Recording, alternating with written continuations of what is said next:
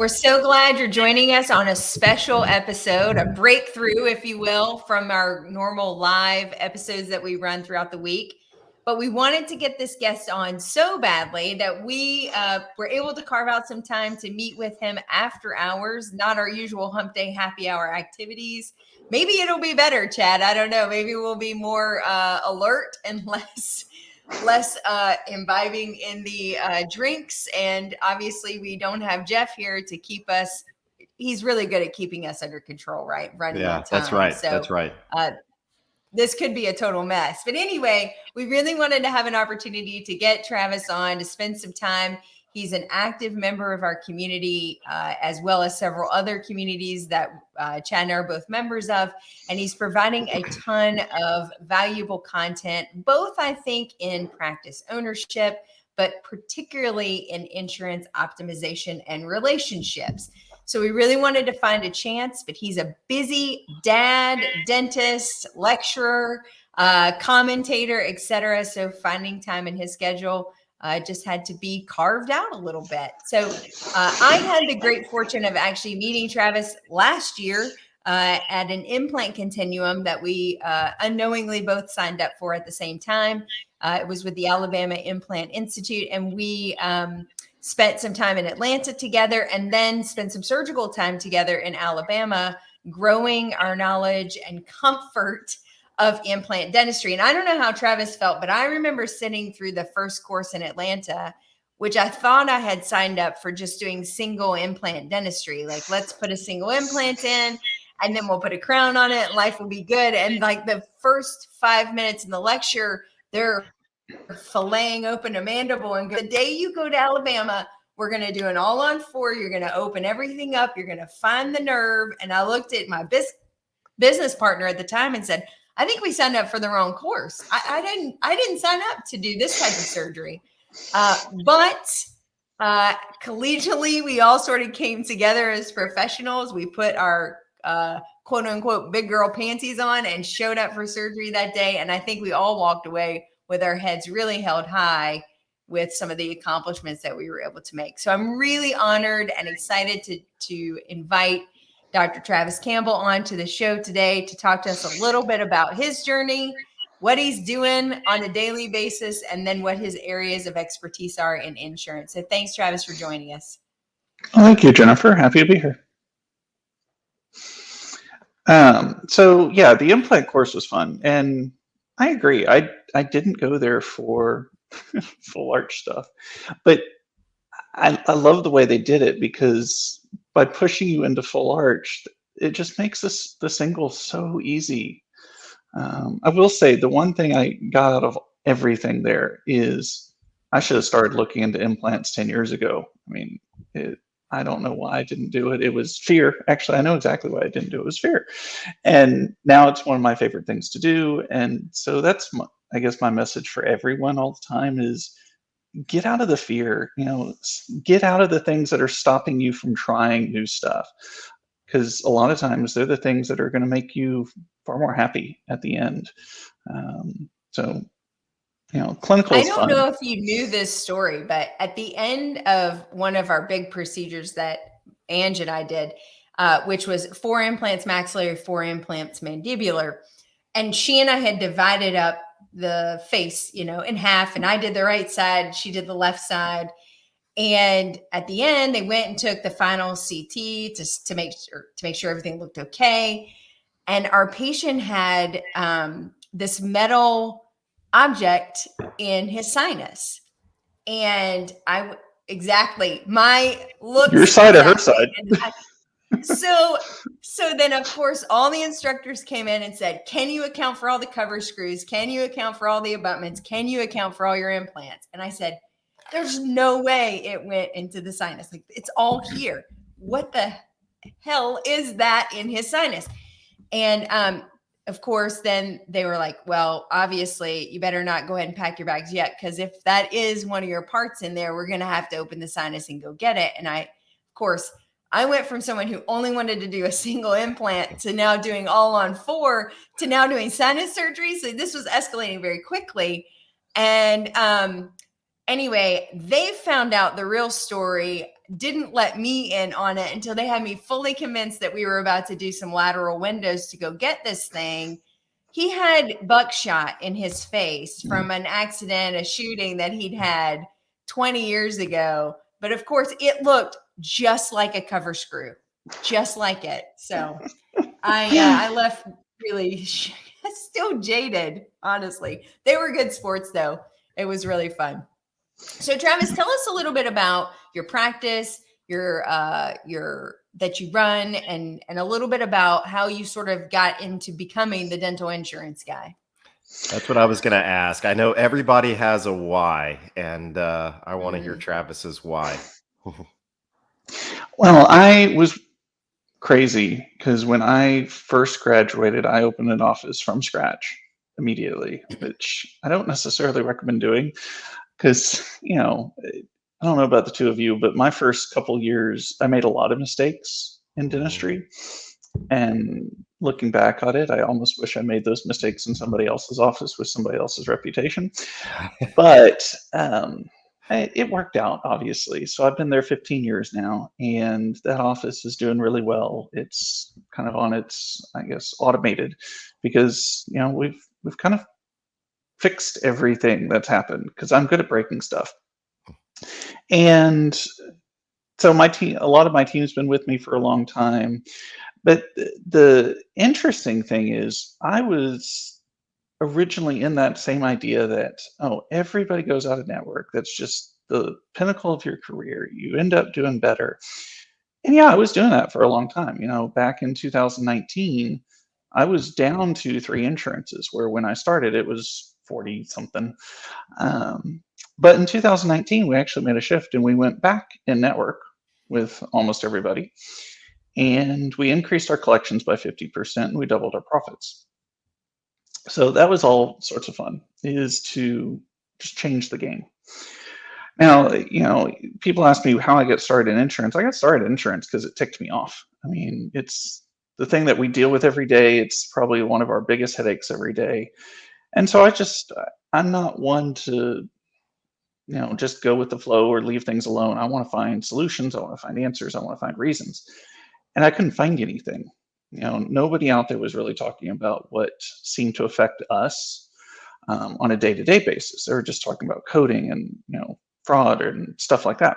So I actually ended up going and looking at the contracts and looking at state and federal laws and putting things together and going, wait a minute, half of the things that annoy me with insurance have nothing to do with reality or source material or anything. It has to do with these myths that we have to work with insurance in certain ways, and yet there's no source for that information.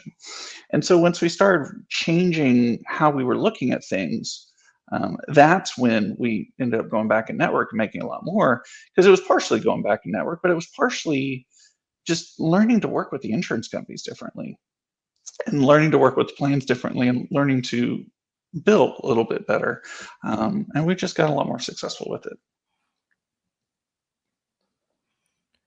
I think that is it's you kind of it seems like you kind of got into it by necessity and by trying to make things work. But did you when did you really, so you've been out 15 years. When did you do a deep enough dive that you felt that you were strong enough with this to write a book on it? Because you're published in this. So I wrote a practice management book in 2017, and that one was just a story of failures. So if you want to read about how I screwed up my office and what I learned from it, that's what that book is. But the insurance one, it was really COVID. I mean, before then, I had spoken a few times. I had given some seminars, and I had people ask me questions about insurance. And so I had a database of, the answers I had given and things like that. But when COVID hit, it kind of forced me into I've got to find something to do. And if I stay at home, I'm going to probably dislike my family, just because I'm not built for spending 24/7 with my kids. And I would probably end up breaking Netflix, watching it too much. So I had to keep going to my office. And when I went to my office, we were back in that time period where I'd see like one patient every 2 days. And so I had to have something to do. So I ended up reading contracts, and then a majority of the book was written during that 2-month shutdown period where I really didn't have a lot of other things useful to do. So I wrote. So once again, you were forced into a deep dive because you had nothing else Yeah. to do. Yeah, I've been Yeah. there.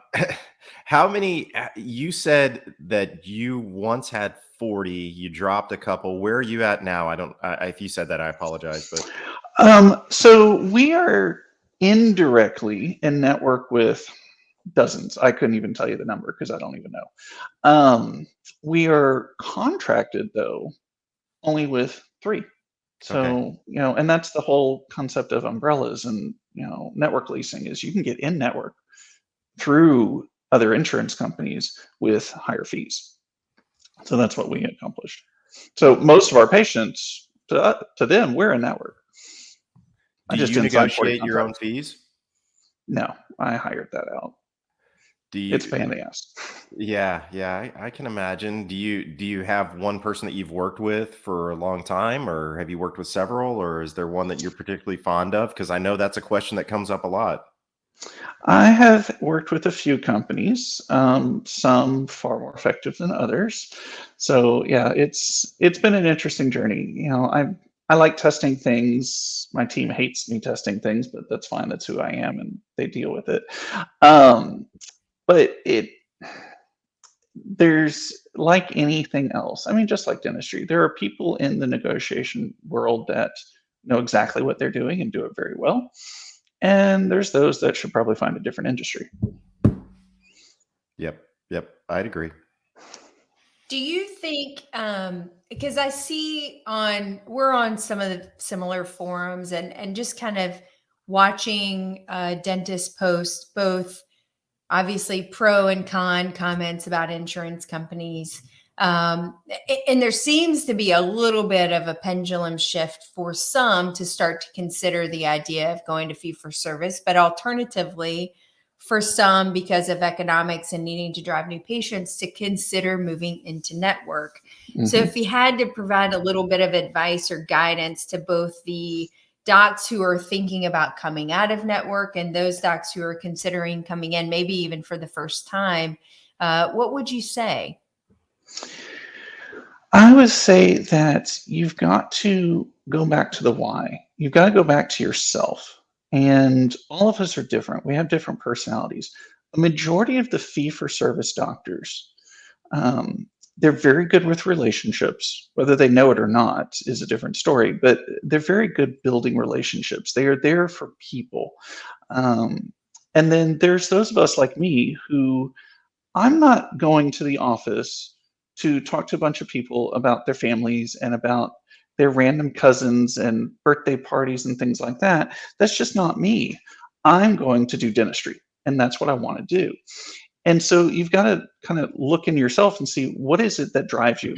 If it's the people and the relationships, and that's really what drives you, then great. Go fee for service, deal with one patient an hour, things like that. If you're going for dentistry and you're not really that people person, because I don't know about you, I'm very type A, and that doesn't tend to build relationships very well. So I knew for myself, I didn't have the capacity to sit there and chit chat with people all day long. And so, that to me means I've got to focus on the dentistry, which means in network. But both can be successful. That's the point I make is whether you go fee for service, whether you go in network, it doesn't matter as long as you do it well and you're true to yourself. You can be extremely successful with it. I think the challenge I've seen many fee for service offices go bankrupt because you take the wrong dentist and personality and put it in that environment and it doesn't work. But I've seen just as many in networks go bankrupt because they're trying to do high-end dentistry and high-cost dentistry, and they just can't deal with it. So I think it's the mismatch that causes the problem more than anything. And so there is no true, you must go this way or must go that way, or one way is better than the other. I think that's a bunch of baloney. It's find the thing that works for you. I think that's a really interesting take. And I can't say that I disagree entirely. I think I think there's going to be crossover, but that's a really interesting take, and you see a lot of that too. But I think more so as an outsider looking in from either aspect, it's just you see the extremes. Mm-hmm. Oh yeah. Somebody that's extremely successful in an insurance-driven practice that doesn't really want to get to know their patients, and somebody who's extremely successful in a fee-for-service practice that knows, that their cat Fluffy got stuck in the garage right before they left to come to the dental office, and they'll tell that story for the next 6 years, Mm-hmm. So that's an interesting take. I really, really am impressed with what you said. I've never really thought of it that way, but it's interesting. Do you think practices can just dabble with insurance? Like go into one network and I think that have gets a really small difficult. relationship? I think that's really hard to do, and here's why. A lot of it's not even just the dentist. A lot of it's our teams. And so if our teams are constantly having to deal with some patients that are in network and getting like half price, and other patients that are fee for service and getting full price, I think a lot of humans are going to have a challenge with charging people that extremely of a difference. And so that's the problem I've seen with a lot of hybrid offices is the teams don't have the ability to handle it well. And I'm not saying that it's a fault of theirs. It's just, it's a very difficult thing to do to treat completely different patients. But here's the thing too, I talk about, I don't ever recommend people go directly in network across the board because that's how you get really low fees that are just crazy. Most of our fees are within 15 to 20% of my full fee in network. So my membership plan is not that much farther off than that. So a majority of my patients are paying about the same either way. And yet we're listed as in network. And that's the thing is, there's 3 ways of doing it. You can be directly in network, indirectly in network, or fully fee for service or out of network. I just don't recommend going directly in network.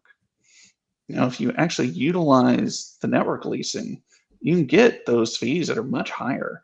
And therefore, you're not taking that much of a hit. You're not taking a 40 and 50 and 60% hit on your fees. You're taking a 20% hit.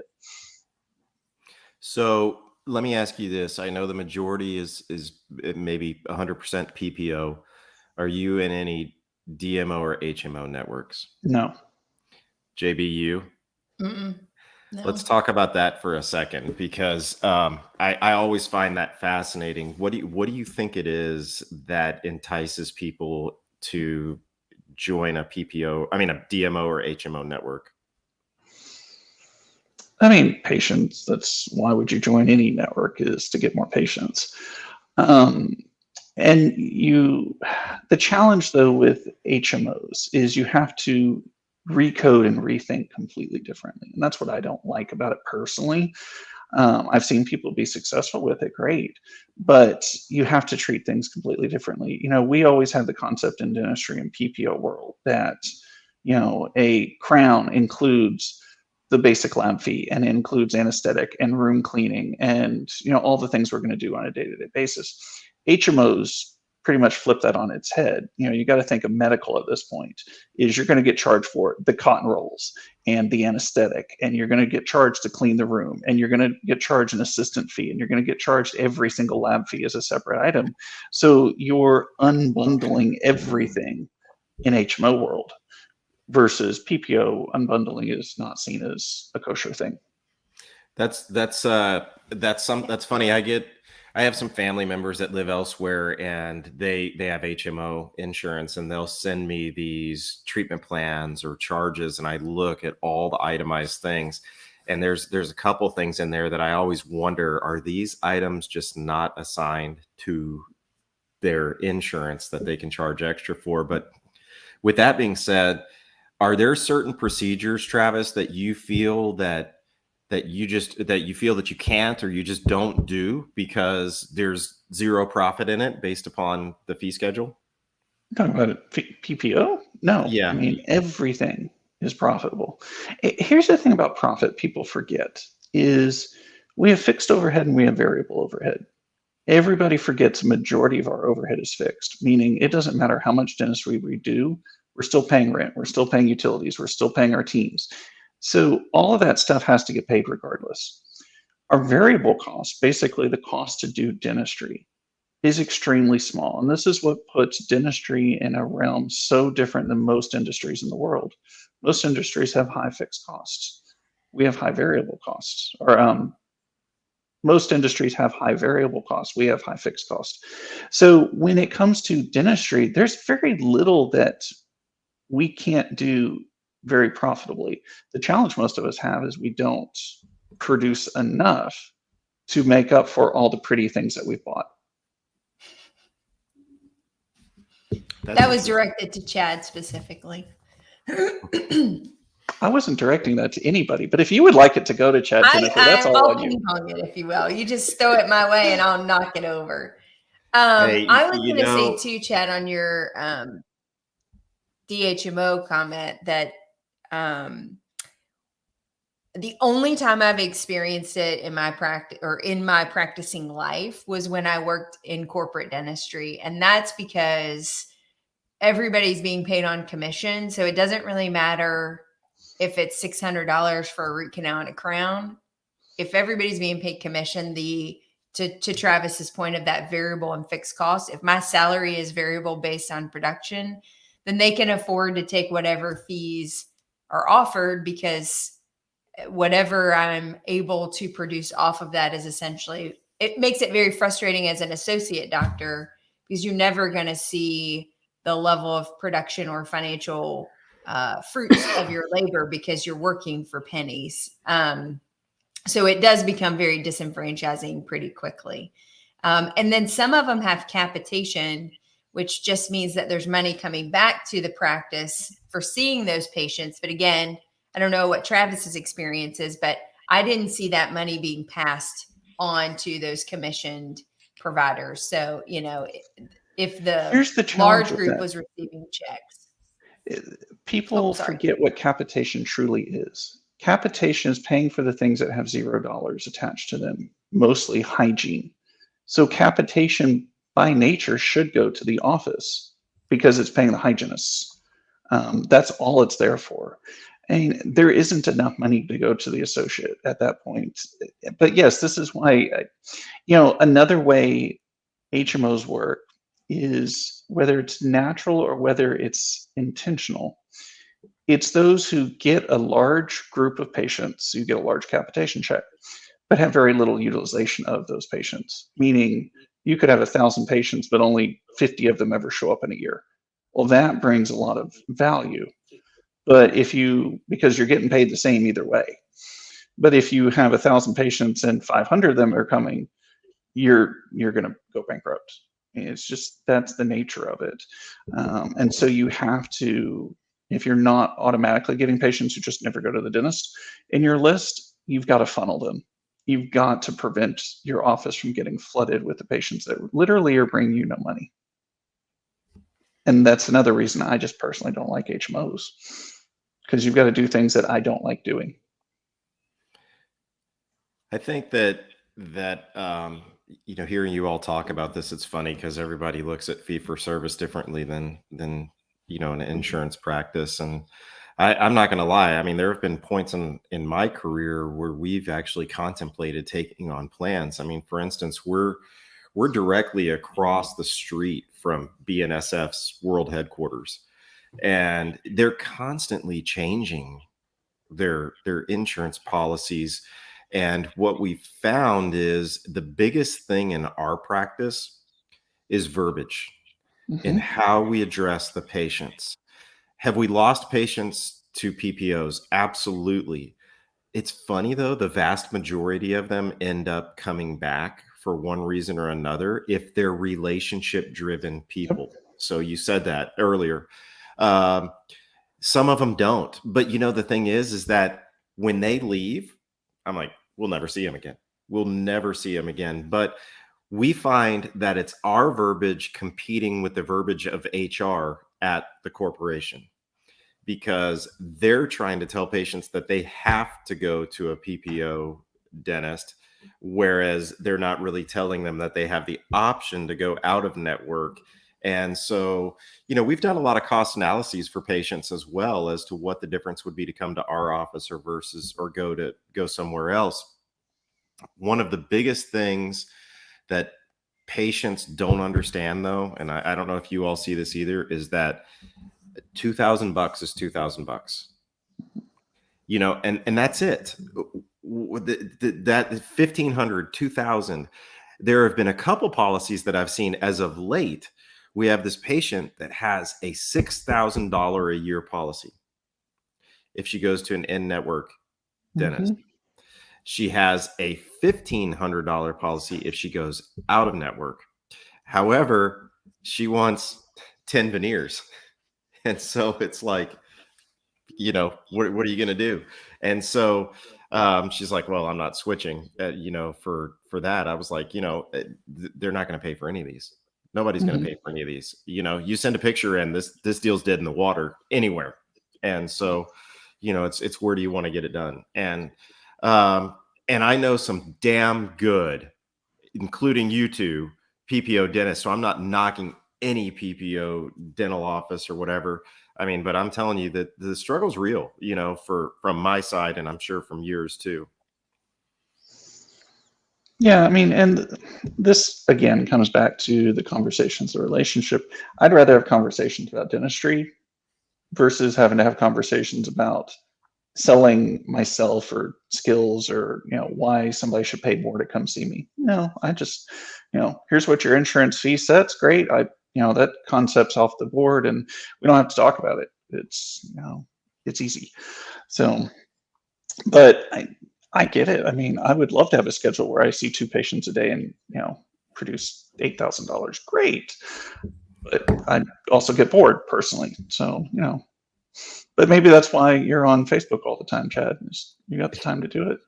Yeah, that's true. All the time, man. All the time. So, yeah, he got me. When you lecture, what is one of I'm sure you've experienced it. There's one thing, it's a trigger. You always see that light bulb go across the room when you say something, either a very bold statement or something that the general population just truly doesn't understand. What are one of those moments?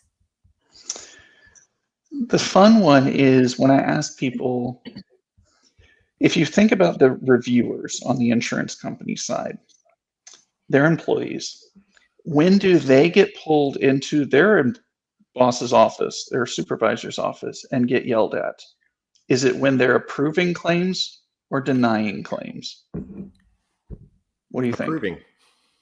Wrong. Dead wrong. It's when they're denying claims. They get yelled at for denying claims that end up in appeals. Oh, that is, yeah. Because here's the thing, most of us, again, don't think about the insurance companies from a business point of view. Their biggest cost is our biggest cost. It's payroll. It takes minimal, if not no human effort to process a claim originally. But a review of a claim costs 10 or 20 minutes of a human to pay for. So that's exponential higher increase in cost. That's what the insurance company is trying to avoid, is appeals. And so reviewers will get yelled at if they are denying claims that should never have been denied or that end up with lots of fights and appeals. And so that's the thing to think about, is everybody, we always hear the story that, oh, insurance companies are only there to deny everything. Well, I mean, they're going to make it hard for sure, but outright denials end up costing them more money in the long run. And so that's what they just don't do. What I try to get people to see is, if you're getting denied a lot, it's probably because of you, not the insurance company. It's the documentation you're sending. And that's where, I talk to people all the time. That's the biggest thing I teach, is how to have correct documentation, because what we send is a big reason why we get approved or denied. Do you think AI is coming in pretty strong in the insurance world? And certainly I can see pros and cons of its implementation for insurances and for practitioners. So if you had a 10-year outlook and you had a magic crystal ball of what you think that's going to look like, what is your observation? So right now, about 70% of claims are completely processed by a computer. The majority of the ones who are processed by humans are perio and crowns. So AI is that ability to process more crowns and perio through a computer. Because all they're doing is looking at the x-ray, looking at density far better than a human can, and doing calculations. I will foresee that from an insurance company point of view, it's going to go from 70% automated to 80 to 90% automated to lower the costs. On the dental side, if you've ever used an AI software, it's amazing. We have one, and it will take my looking through x-rays to be, 2 minutes to 5 seconds, because it pops up everything you want to see. And once you learn to trust it, you start ignoring the things that it doesn't pop up at you because there's nothing there. And so it speeds you up. But it's amazing. I don't know about you. I always have this challenge when we get these interproximal lesions that, are they through the DEJ? Yeah. Are they not? Do I really want to treat them? And the team's going, I don't know what the hell Dr. Campbell's going to do with that, because there's no consistency. When you got an AI, it gives you consistency. And so you've got to where the doctor just knows, okay, if it's yellow, it's incipient. If it's red, it's a cavity, and I'm always going to go by that. And magically, it never is wrong. At least I haven't found it wrong yet. But I would say it's even more valuable for those offices that have multiple doctors, because you got multiple different people looking at it, and human eyes are horrible on x-rays compared to a computer. We can't read pixelations like a computer can read. And so it can provide a lot of consistency between providers in terms of treatment planning as well. So can it potentially cause more denials, which is what everybody fears? Possibly. But I'll tell you, I work with companies, I know they're using a lot of AI, and we're not getting any more denials. But again, it all comes down to documentation and what you're sending. So I actually see it as a very positive thing across the board for both of us. How long have you incorporated AI? A little over a year.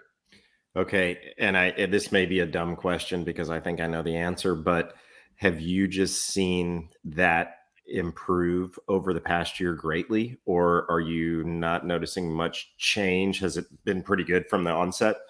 With the software we're using, has there been any change? No. Have I seen change with other softwares that are coming to market? Absolutely. Okay. I mean, it's like most companies. Once they have a product that's working and selling, their R&D goes in the tubes and they go more to marketing, which it's not a failure. It's just what they do. And so the people who are innovative are rarely the ones at the top of the game. It's the ones trying to break into the market. Interesting. It's like you, Chad. You're the top of your game in your area, right? I wish. Yeah. What advice would you give to clinicians to continue to stay current? Obviously, they can maybe attend one of your courses or read your book, but we all know that process of understanding insurance, there's a baseline level of knowledge that you need to know, but then there's an ever-evolving landscape within the insurance world that you have to stay current and relevant on.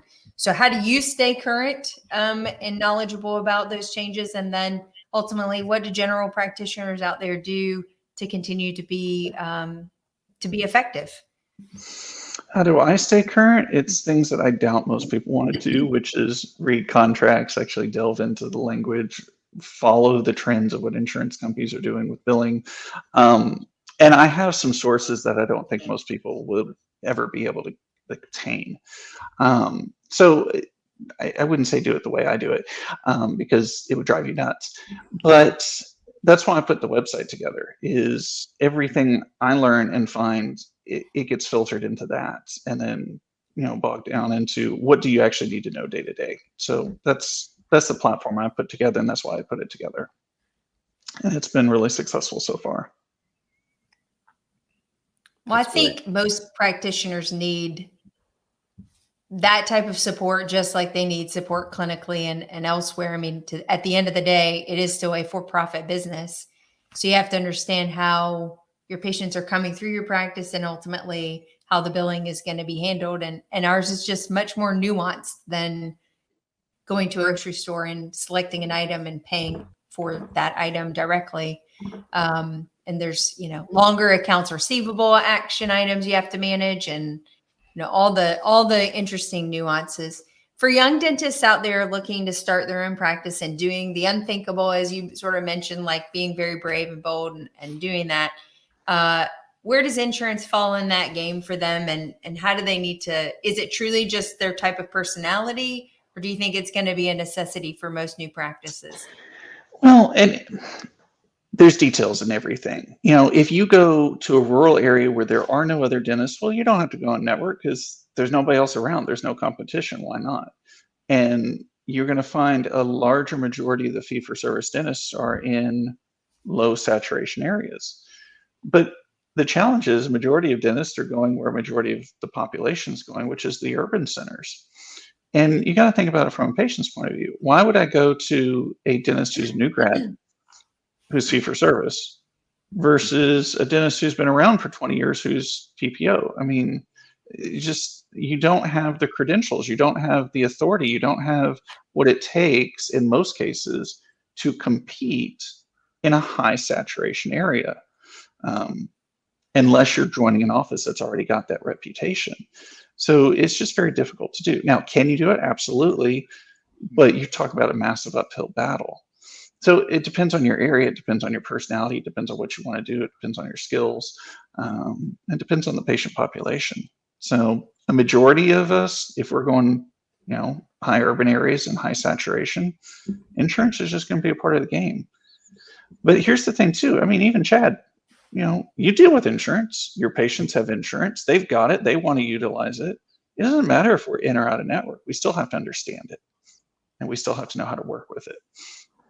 No, you're absolutely right. And one of the questions that I guess since we're getting short on time, I'll close with this question. But I know that you all certainly follow analytics for your practice through practice management software or whatever avenues that you use. Do you all create your own spreadsheets or create your own analytics based upon the fees from the insurance companies and kind of gauge that? Do you all have those analytics that you just create yourself that you kind of keep track of and watch and monitor to make sure that you're not getting quote unquote screwed by one company versus another? No, because if you learn to work with them, they're all about the same. I mean, they all have the same basic rules. They all have the same basic necessities. The thing I would say all dentists, if they're going to need to track really well, and most softwares don't give this automated ability. There are some third-party softwares that will, is treatment acceptance.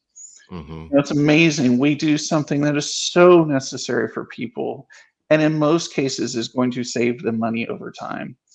And yet the average dentist has under 40% treatment acceptance, which is insane.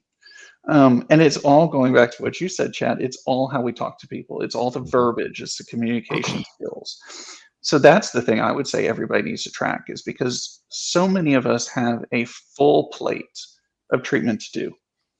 And yet so many of us don't have a full schedule. And a lot of it's because of how we talk to people. That's true. And I think I would say that that's probably the biggest change that I've noticed throughout my career. I've been doing this for 23 years now. I know my treatment acceptance has gone up, but I also know that and I'm not saying this to be braggadocious or anything, but the longer I've been in practice, the easier it is for patient acceptance. And especially the longer that patients have been with us in the practice, it's like, you need this, this, and this, and then they go up to the front and they schedule, and that's just the way that it goes. There's a lot less verbiage as time goes on, but that's just due to trust and loyalty, I believe, as we've seen. Travis, I think you're friends with this person. If not, I apologize, but Jennifer Libling. Mm-hmm. You know Jennifer? Yes. She is, the reason I asked that spreadsheet question is she has, and I know that she shares it, but she has done the most research out of anybody I've ever met on her PPOs and what she does in her practice. I was just blown away with the record keeping that she does. And I didn't know if that was normal for a lot of PPO dentists, but it was amazing, and talks about how she negotiates with the companies as well. I know it's a cumbersome task, so my hat's off to both of you all. And I know you're both successful in your own rights. And I think that's just phenomenal. And Travis, I love what you're doing with something that people really don't like to talk about. You've got a passion project, and you're pretty damn good at it. So I even enjoyed listening to you speak on PPOs, because you never know. I may need you more than ever down the road. So thank you. Well, thank you, Chad. JB. Well, first off, I always learn something new when I hang out with Travis, and I genuinely appreciate his time. Thanks so much for spending a little bit of your busy schedule to share some of your insights, and also to offer the opportunity for our listeners to learn more about insurance from you, and to hopefully seek your sources out, because I think you're providing an incredibly valuable service to all dentists, whether you're in network or not. And we didn't even begin to touch the nuances of, heaven forbid you're thinking about selling your practice or bringing in an associate, and all the nuances that come along with that in the insurance world. That will just have to be for part 2 of our continued discussion. In the meantime, you can find him at dentalinsurancegui.com. He's pretty active on several different forums, most notably on Dental Nachos, and then our platform, Dentists in the Know. And hopefully we'll have you back on the program really soon. Travis, thanks so much for your time. Thank you. It's a pleasure being here. Thanks, Travis. And that wraps up another podcast for Dentists in the Know. On behalf of Dr. Jennifer Bell, Dr. Chad Duplantis, and myself, remember that we've got a great profession, so let's make it a great day, Dinks.